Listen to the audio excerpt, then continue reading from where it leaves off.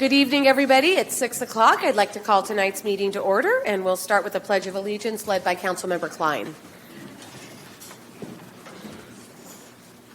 Ready to begin? Pledge allegiance to the flag of the United States of America and to the republic for which it stands, one nation, under God, indivisible, with liberty and justice for all. All right, we don't have an invocation, so everyone can be seated. City Clerk's report on posting the agenda, followed by roll call. The agenda was posted on Thursday, May 30th at 1:27 in the afternoon. Councilmember Bracco? Here.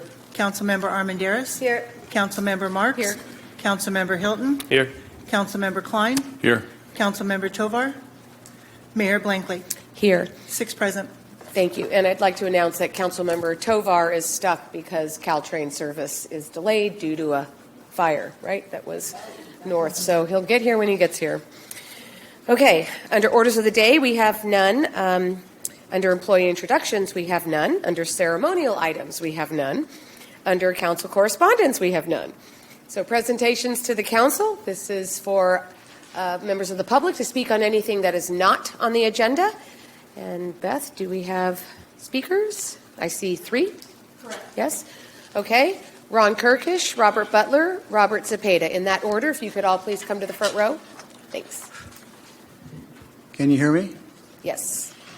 Good evening, Mayor, Council, and community. My observation of the last meeting on May 20 regarding the Los Animas project and application process.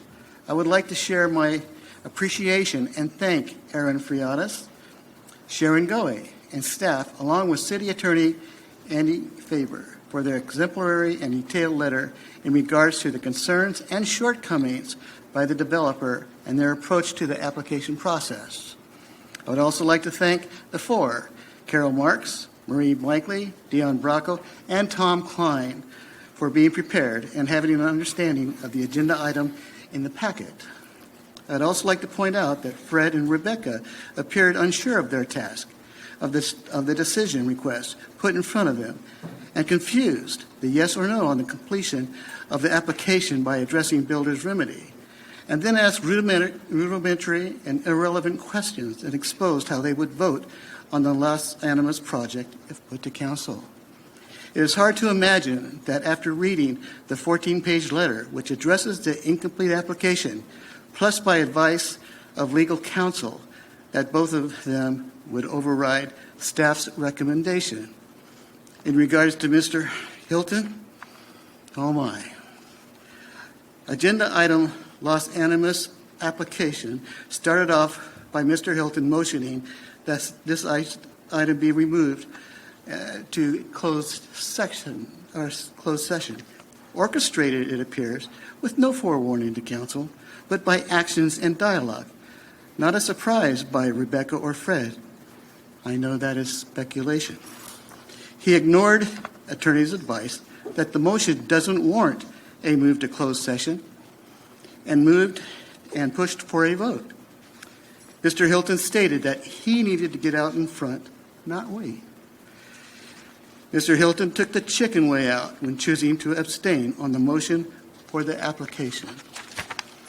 And as a YIMBY member, yes, in my backyard, and supporter of YIMBY's objective to bypass local zoning and consider CEQA and EIR as roadblocks, he chose not to ask Mr. Schultz, the longtime city attorney for the city of Los Gatos, his credentials or share his expert opinion on this matter.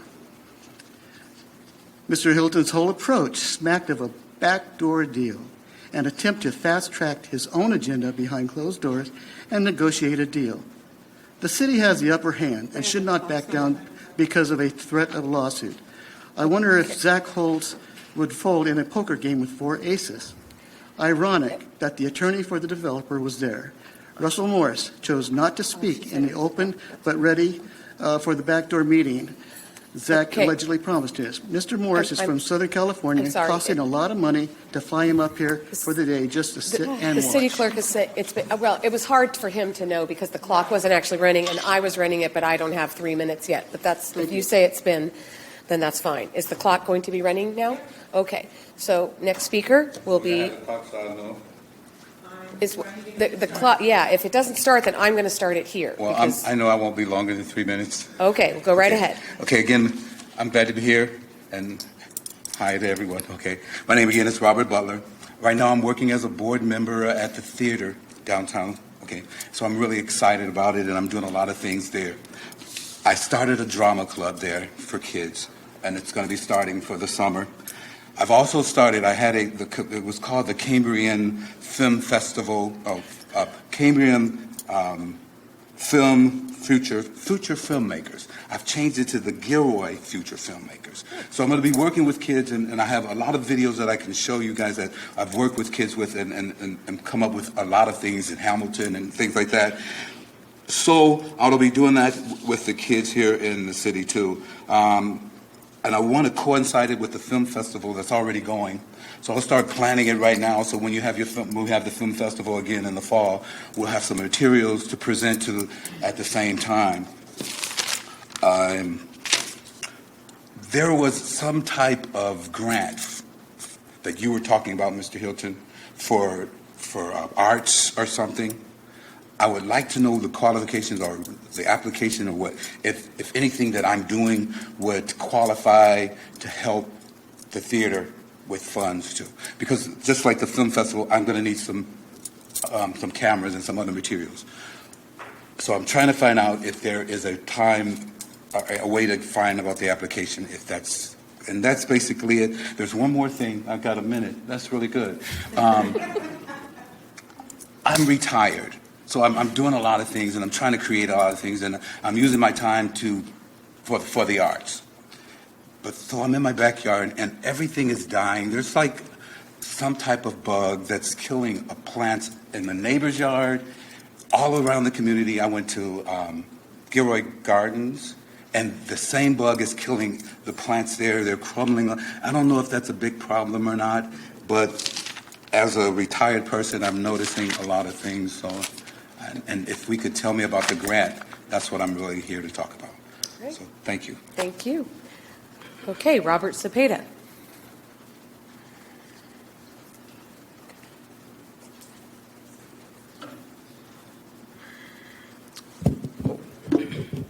Good evening.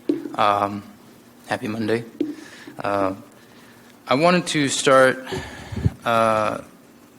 today, I wanted to start with my public comment with a Bible verse, if that's okay. Isaiah 5:20 says, "Woe to those who call evil good and good evil, who put darkness for light and light for darkness, who put bitter for sweet and sweet for bitter." I noticed something when you send the weekly emails. I always scroll through it real quick, and then I noticed here it said something about why is public health talking about cows. Now, public health is Santa Clara County Public Health. They're the same one that pushed the social distancing and shutdowns and vaccines that none of it worked. I'll read quick. It says, "For the first time, H5N1 bird flu has been found in cows in other states. Public health is watching to see if it shows up in Santa Clara County." Skimming through, to affect humans, the CDC has indicated that the current risk to the general public for H5N1 bird flu is low. And if you want to find more, they have a link to the website. So I want to emphasize that if they do try, who's they? Well, just, tyrants from the last, shutdowns, try to close this again, the churches, the schools, businesses, small businesses specifically, not Walmart or Target or any of the Amazon or none of the multi-billion-dollar companies that actually got richer during the pandemic, plandemic in my opinion, because it was planned. They won't go after people specifically, but they'll go after animals. Now, what's that going to do? Well, it's going to cut off the food supply. That's what it's going to happen. And if they cut off the food supply, obviously that's going to be mass starvation. No one wants that. Regardless, Republican, Democrat, liberal, conservative. So be on clear alert here what might happen, what they're going to try to do. And I just want to give that advisory. And as for, every time I pass by a pride flag, I already know. I mean, our country has been occupied for a while, but I'll get more into detail in the next meeting regarding that. So, thank you. Okay, thank you. Does that conclude speakers for this section? Okay. All right, that brings us to reports of council members. Councilmember Bracco. Yes, I just wanted to report that while school's out, the library will be offering lunches to kids under 18, and it's on a first-come, first-served basis. All right. Councilmember Armendariz. No report. Councilmember Marks. Yes, Gilroy Gardens. Park attendance and revenue were down about 20% for the spring or first quarter of the year. This was primarily due to the unusually high rain days we experienced. The industry as a whole is also down due to weather effects. Lakeside Splash opened to the public on Memorial Weekend. Good comments from guests so far on Lakeside Splash and Smokehouse's food menu. Year-to-date, season pass sales are soft due to weak consumer demand. The park opens 7 days a week starting June 7th, 2024. Visit gilroygardens.org for information on operating days and times. Thank you. All right, Councilmember Hilton. Thank you. From Silicon Valley Clean Energy, the SVCE board approved a contract with Clear Result for support on design and implementation of the commercial and industrial C&I decarbonization program. The total budget is around $5.5 million, and roughly half will be paid as customer incentives based on measured GHG savings. This first-of-its-kind program will target reductions in Scope 1 and Scope 2 emissions with large C&I accounts in the SVCE service territory. It provides an opportunity to cost-effectively implement significant emission reductions projects for the community. The C&I decarbonization program aligns SVCE's decarb goals with the energy and sustainable goals of large customers. The program will provide tailored, no-cost technical and project management support to customers interested in decarbonizing their buildings and operations. Eligible projects will include no and low-cost savings opportunities stemming from behavioral, retro commissioning, and operational measures, along with innovative electrification of process where as possible. The program will prioritize projects that are feasible to implement, but will also provide coaching and technical support to implement more complex capital projects. Small to medium-sized businesses, property owners, property managers, municipalities, nonprofits, and schools can upgrade their gas water heater, HVAC units, or cooking appliances to energy-efficient electric heat pump models and receive up to $20,000 in rebate, up to $30,000 for nonprofits and public schools. By participating in SVCE's small to medium business rebate program, you not only save money on your energy bills, but you also contribute to a greener future by reducing emissions, improving air quality, and creating a healthier environment for your constituents, customers, and employees. Learn more about the benefit and claim your rebate at SVCE's website. Lastly, out front at the Gilroy City Hall, you will see the Progress Pride flag. The flag includes black and brown stripes to represent marginalized LGBTQ+ communities of color, along with the colors pink, light blue, and white, which are used on the transgender pride flag. We raise the flag to heighten awareness of the LGBTQ+ Pride Month, as well as celebrate diversity, equity, social justice, and inclusion. Happy Pride Month. Thank you. Councilmember Klein. No report.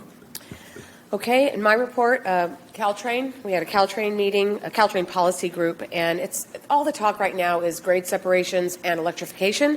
A lot of that doesn't affect Gilroy, but we are going to hear what does affect Gilroy on August 5th. Caltrain will be coming to our meeting here and give us a full report because they're really gearing up for a big launch in September in the places that will be electrified. And then Wednesday, day after tomorrow, is our SCRAW board and Valley Water Joint Water Resources Committee meeting. So those are upcoming. Okay, that brings us to the consent calendar. And first, let me ask if we have any public comment. No public comment. Okay, and then before I ask about if anybody wants to remove something from consent, I have a change for 6.1, our minutes from the last meeting. In my report, it should say South County Youth Task Force instead of Gilroy Youth Task Force. That was the committee meeting that I was referring to. I will correct it. Okay, so that change will be in 6.1. And then I would like to pull 6.3 and 6.4. Does anyone else have anything they'd like to pull? Okay, then I'll take a motion for 6.1, 2, 5, and 6. So moved. You want to say, okay, I think Tom was second. Oh, okay, fine. Then the motion was made by Councilmember Armendariz and seconded by Councilmember Bracco to approve 1, 2, 5, and 6. Councilmember Bracco? Yes. Councilmember Armendariz? Yes. Councilmember Marks? Yes. Councilmember Hilton? Aye. Councilmember Klein? Yes. Councilmember Tovar? Mayor Blankley? Yes. Okay, so yeah, the reason I asked to pull 6.3, Harjot, thank you for coming up, is because this was to approve the First Amendment to the agreement with a company that we outsource city business licenses to. And there was a paragraph in the staff report that I thought warranted some public attention instead of just being on consent. And so if you wouldn't mind speaking to city licenses in the city and the frequency, whatever frequency that is or infrequency of delays in people getting their business licenses. Sure. I'll quickly kind of jump right into that. We have about 3,000 licenses, active licenses in the city, generating about $700,000. Annually, the renewal process is pretty straightforward. When the business is up for renewal, they'll receive a notification. They'll go through the renewal process. By us actually transitioning to HDL, we're able to modernize all those processes. Folks are actually able to do all of this now online, so applying, renewing, paying, and so forth. In addition to that, we actually benefit from HDL's deeper bench, if you will. So they have staffing resources that are available for not only just doing discovery, but collections as well as facilitating the online intake of the applications, just making sure the customer has completed all the required applications as well as all the exhibits. So once the application is complete, it gets processed through their approvals portal. It's a concurrent review, simultaneously goes off to all the departments, and then departments from there will review and conduct their evaluation process. So in reviewing the data, and so we're also able to better track how long it takes for the application to kind of work through the process. As you can understand, given the multi-departments that are involved, it can take up to about 8 days or so, 8 to 10 days for us from initially receiving the application. If there's an additional follow-up or clarification required by any department, they'll reach out to the applicant directly to do that. If any additional permits are needed, they'll be provided the information for that. Or if an inspection is required, they'll go ahead and schedule that. So that whole process from initial intake all the way down to the approval by the departments is within the 8 to 10 business days, which is reasonable in our opinion, given the multi-department involvement and that there's additional coordination that still needs to take place. There are certainly outliers. Again, this is not good or bad in that sense, because they're good in the sense there are some folks that are very proactive. They're still identifying a location, but they have submitted an application with a tentative proposal site while they're working and negotiating their lease terms. So they have essentially got the ball rolling. Those businesses obviously will take additional number of days, so they go into the multi-month effort, because once they identify the place, we'll let them know that you got to, if you're going to do any kind of TI improvements, you got to obtain business building permits, and then once they then have to go out, hire the contractor to do the work, and then they do the work, and then we go out and inspect and such. So naturally, it can prolong to a multi-month process. But while others are folks that may have started the application late, but found out through our review application review process that additional inspections are required or permits are required, and then whatever the standard time of process is for them to obtain the necessary permits or get the inspection scheduled, they get into that process. So do you have a frequent, you said 3,000 a year is about what active we businesses, process? Yeah, active businesses. Well, how many or how few are there sometimes these delays? I understand there are different reasons for them, but I just want to make sure that we're understanding Sure, yeah. where they are and whether or not it has anything to do with outsourcing. No. So Okay. in my analysis, I explicitly stated when we did this review, obviously, occasionally we'll get some feedback. Why is it taking so long to get my application approved? Well, it's because all these departments have approved it, but building still needs you to get the permits for TI or get the inspection and done such. So when we did a snapshot and review in the month of May, we had, at a given time, 23 licenses that were in the process for business license review application. More than half of them were within that 8 days or less.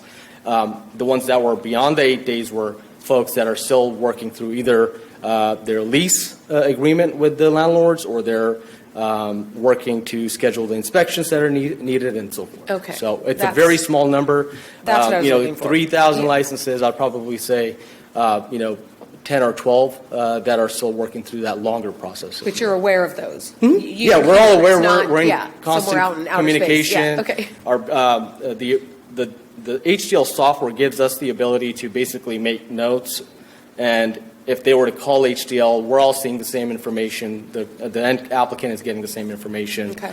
It's just a matter of having them call us to schedule, and obviously there's Right. a lead time to get the inspection. Right. And then how are people getting their renewal notifications with this outside? Sure. So renewal's happening 2 ways. Paper by mail, you'll receive a renewal notice unless you have an active email address on file. Then you'll actually get an email notification with the link to go ahead and pay the fees and so forth. So you're prompted. You don't have to You're just prompted, yep. remember. Yeah. Okay. Does anyone else have any questions? And this is our time zone? Yes, they're I believe in Fresno. Okay.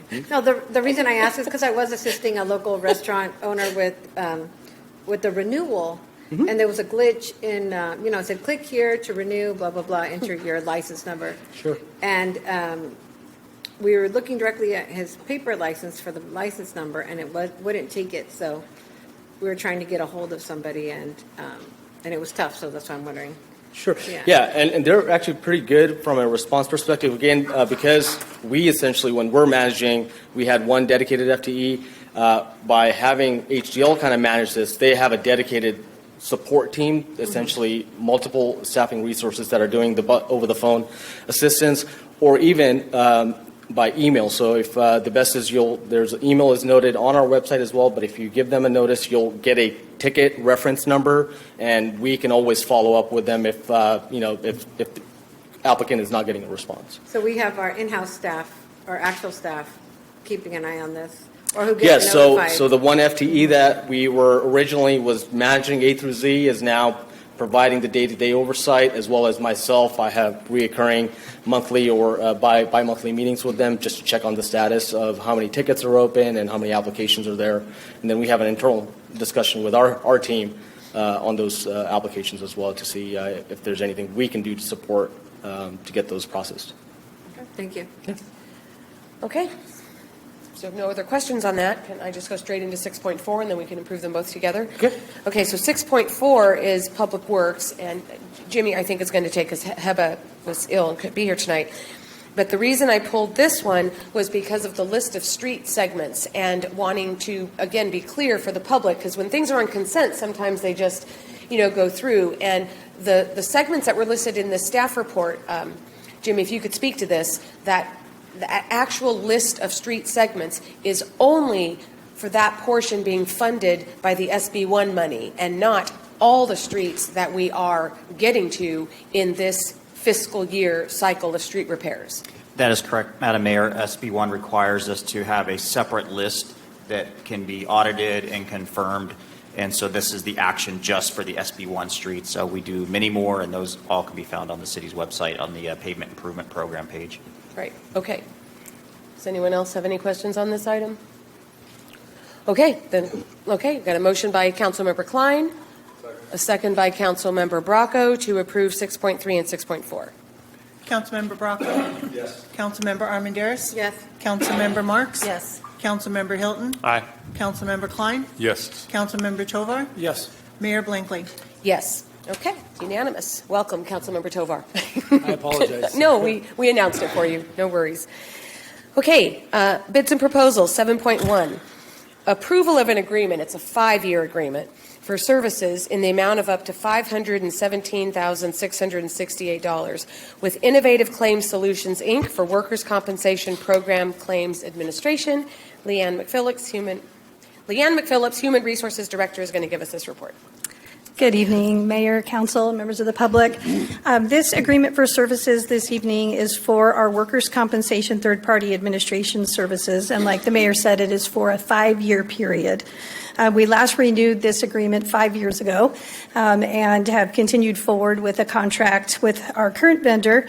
And we decided to go out to bid and see, how things looked in the marketplace for these services, which has led to this staff item. So we're asking that the council approve an agreement with Innovative Claims Solutions.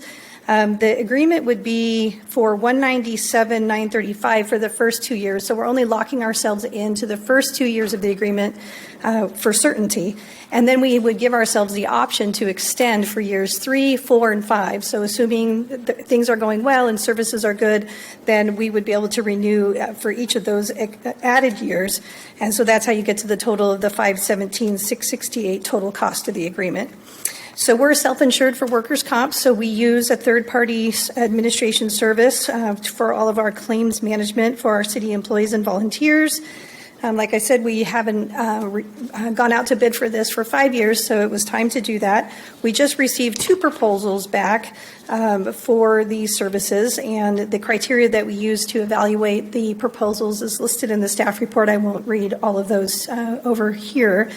But the services offered by each of the vendors are very similar in terms of the non-cost criteria noted above. They both had high audit scores from the excess carrier audit firm, and they both have the experience handling public sector claims, including claimants with multiple claims and public safety types of claims. So since the services are similar, cost really became a deciding factor. And LWP was just significantly higher cost than Innovative Claims Solutions. The first year costs were about 60% higher, and the year 2 costs were 52% higher. And there just wasn't anything in the LWP proposal that justified or gave value to that increased cost to warrant, looking at that vendor any further. We do have a newer claims examiner that's been assigned to our account who's been doing a really good job because we're with Innovative Claims Solutions now. He has 10 years of claims administration experience. He has earned a California Workers' Comp claims handling designation and also holds a California Self-Insured Professional certification. So even though he's new to our account, he's not new to the business or the industry, and we've really appreciated the customer service that he's provided to us over the last few months that he's been working on our account. The unit manager supervisor has over 27 years of experience with 20 years at the supervisor manager level, so we're getting some strength and experience by renewing our contract with Innovative Claims Solutions. All the firms use technology, so that's a consistent basis across the proposals. And like I said, both got a high score on the audit conducted by the third-party auditor. Innovative Claims Solutions in particular got a 99.7%. So that tells me that a third party looking at how they're handling claims and whether they're meeting certain legal requirements is that they're scoring very high, so they are doing things correctly.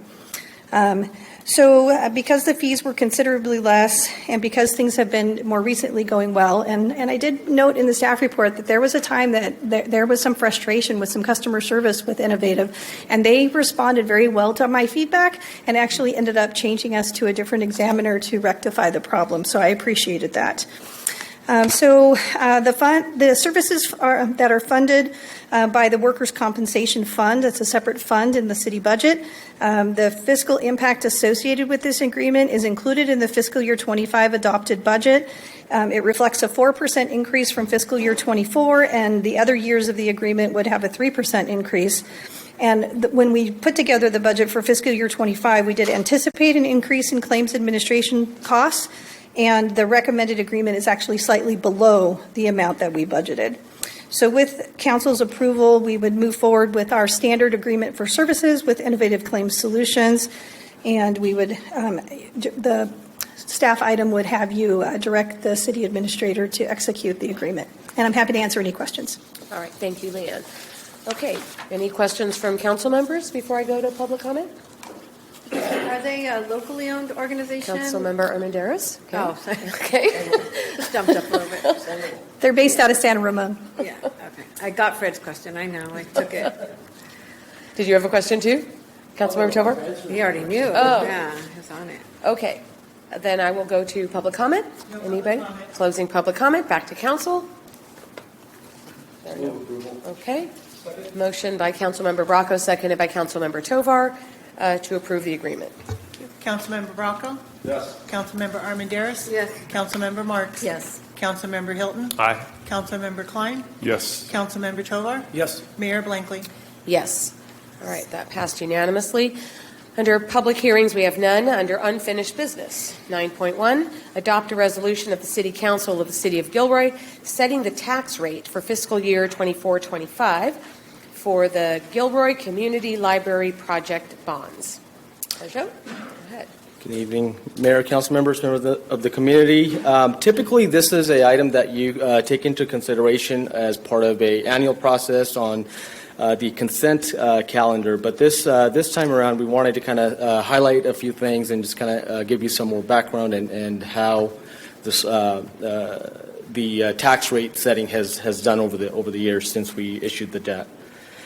So back in November 2008, voters approved a measure to construct the public library facility and to issue basically debt bonds of up to $37 million. In May of 2009, shortly after that, the first series of the bonds were issued for $10.5 million.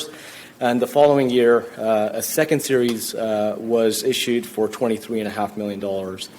And then obviously, since then, the library's constructed. We're enjoying the benefit since then. And then in most recent years, in June and November of 2019, Council authorized a refinancing of both of those series because they were at a higher interest rate, if you will, and we were in a low interest rate environment, and which resulted in basically generating interest cost savings for the Gilroy property owners on the outstanding debt. The current status, again, as I indicated, the total bond authorization was for $37 million. What we actually issued was $34 million. So from an authorization perspective, from a voter approval, we still have about $3 million available, which is unused authorizations.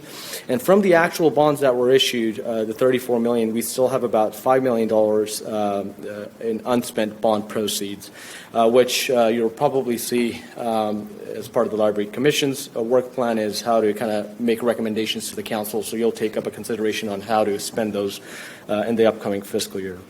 As of now, as of June 1st, the outstanding debt for both series is about $22.5 million. The Series A is expected to mature in 2039, with the Series B expected to mature in 2040. This chart here represents the bond authorization to the debt service. So two items here. You'll see the blue line, which demonstrates in 2008 what we projected the debt service to be on those bonds when we received the authorization, which was about $2.5 million a year. What you see is, since we ended up issuing a lower amount, the actual annual debt service in about 2011 through 2019, up until when we refinanced, was lower. It was $2.1 million, and then currently, after the refinancing, our current annual debt service is $1.8 million. And this chart, again, just kind of demonstrates the level of that debt service throughout the full term in 2040.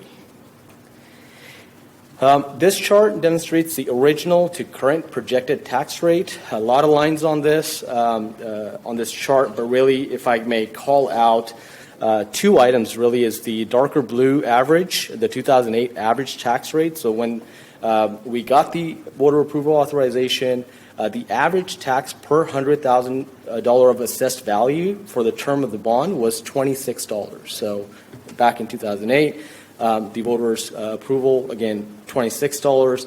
And since then, over the life of the term, we have actually, because the assessed values have gone up, and with the council's actions of refinancing the debt, lowering the debt service, our current average tax per 100,000 of assessed value has actually decreased to about now $19. So, and then subsequently, again, in the latter years, throughout the term, as we gain more assessed value, new construction comes in and such, the amount of debt that the annual debt payment gets spread across all those assessed values. So therefore, you see the lighter gray line, which is the current projected tax rate, will ultimately decline closer to the $10 range as well. So we wanted to kind of give you a snapshot of what the GEO bond program has been since originally when it was issued and such. And then with tonight's action is a resolution setting that tax rate for the fiscal year 2025, and that amount has been calculated to be $13 per 100,000 of assessed valuation. So that is what is in the resolution before you tonight.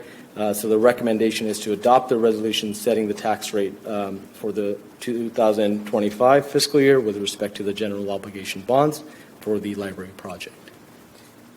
That concludes my report. Okay, thank you. I have a question. Does anyone else want to go before me? Okay.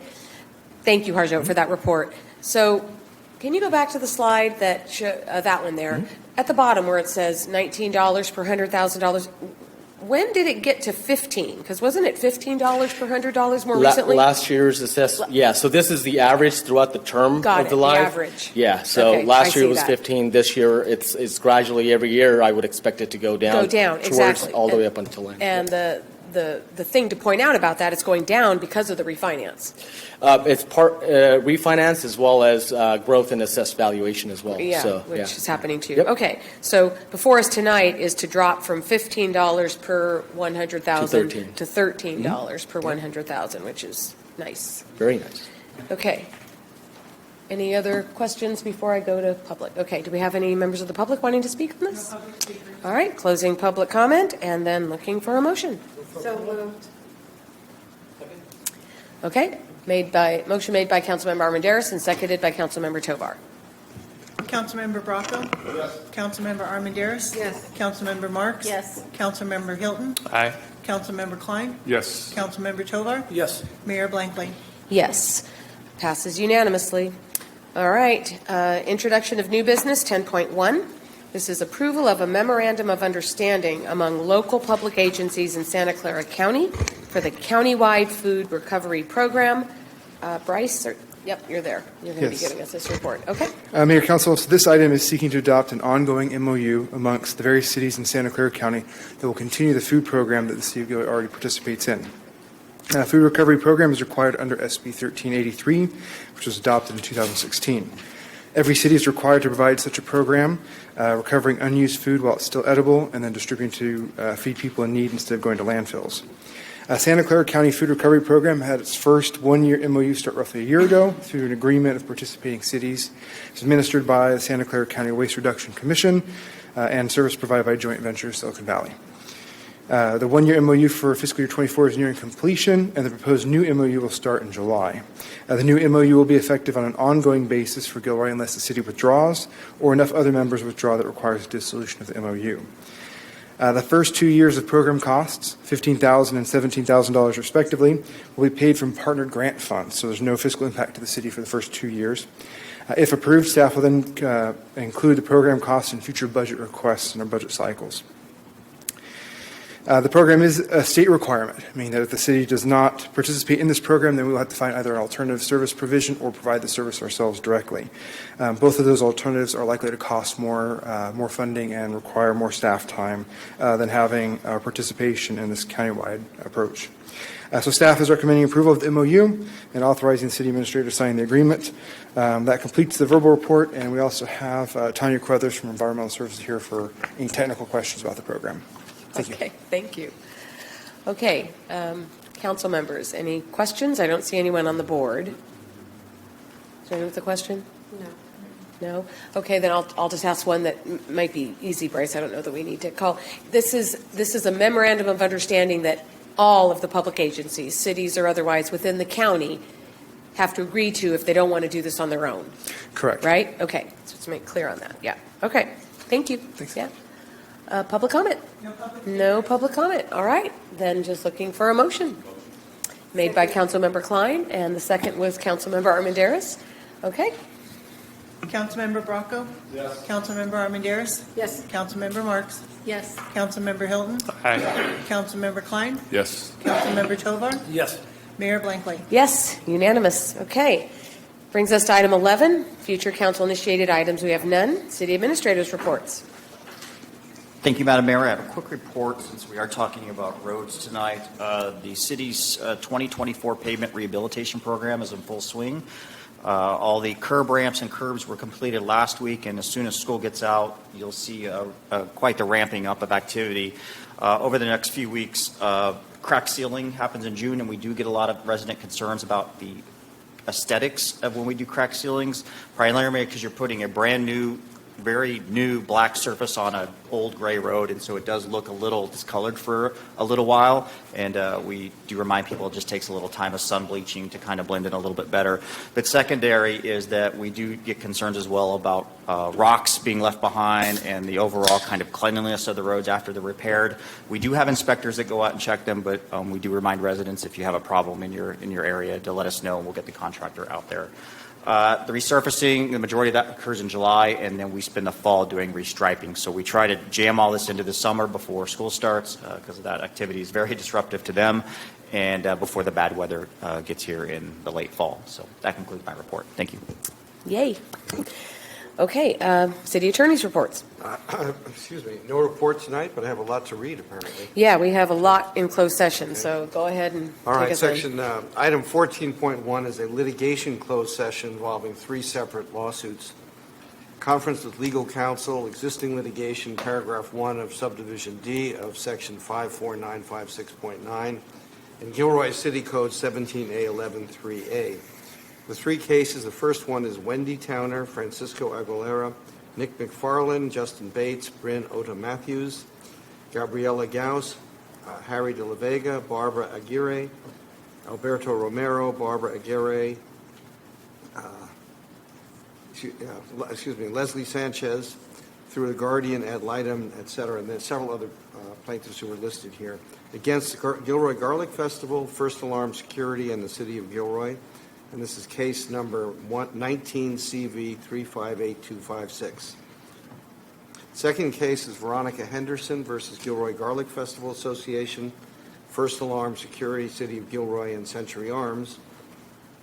And this is case number 19 CV 358256. The third case is Juan Salazar, Lorena Salazar, Leanne Salazar, a minor, by and through her guardian ad litem, Juan Salazar.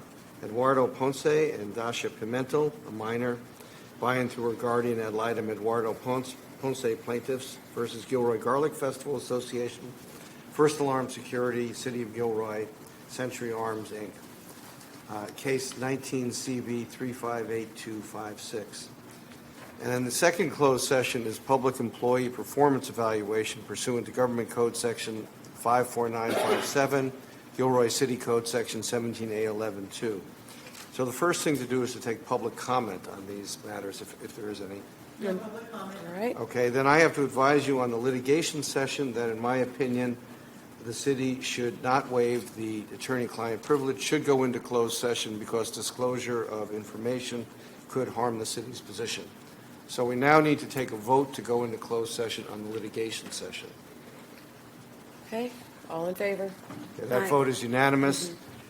Okay, we now should go into closed session, and once we are in closed session, the first item is to take a vote whether to stay in for the performance evaluation. Okay. Okay? Thank you. All right. So everybody shut down?